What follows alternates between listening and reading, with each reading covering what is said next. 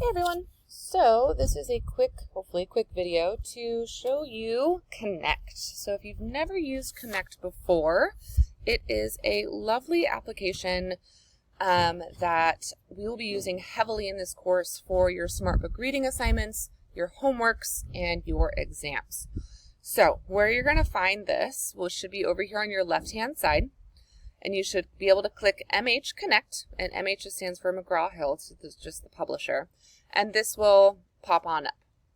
So you should be able to click Go to My Connect section, and this will pop up.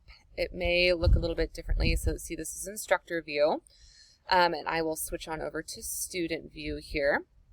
So this should be what you see.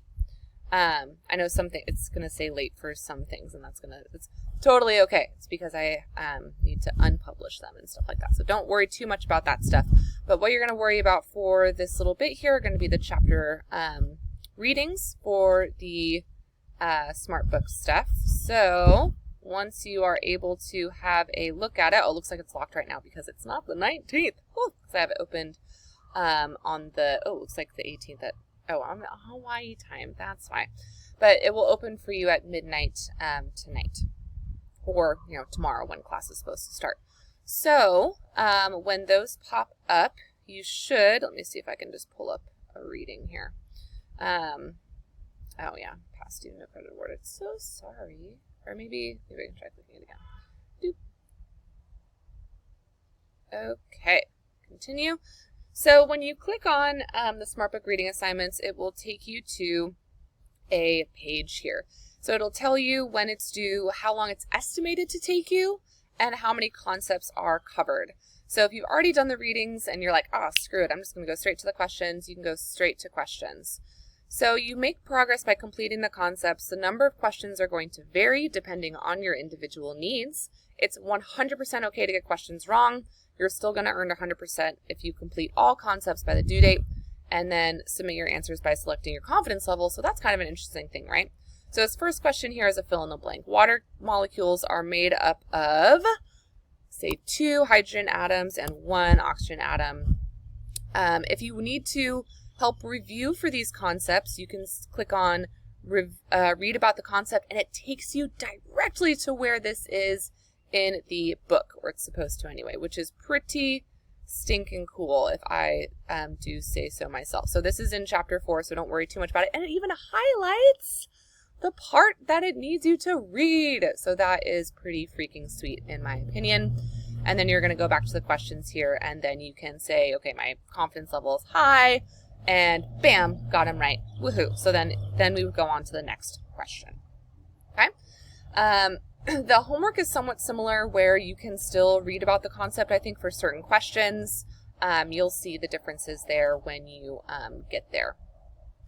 So you should have access to this through your WebSmart, or you should have automatic access, inclusive access. It will be billed to your WebSmart account the day the class starts, or today, I think. So it's $75. It's cheaper than going through the publisher, and you have all access for, I think, 6 months, which is pretty freaking sweet. If you have any issues with that, please let me know, and we will go from there. Okay, I think next thing I wanted to go into, I know I clicked on the Zoom thing earlier, but one big thing here, so now I have them all put in, right? So you should be able to just click on the thing, and it should be able to connect you. Obviously, I haven't started this meeting, so I don't want to go there.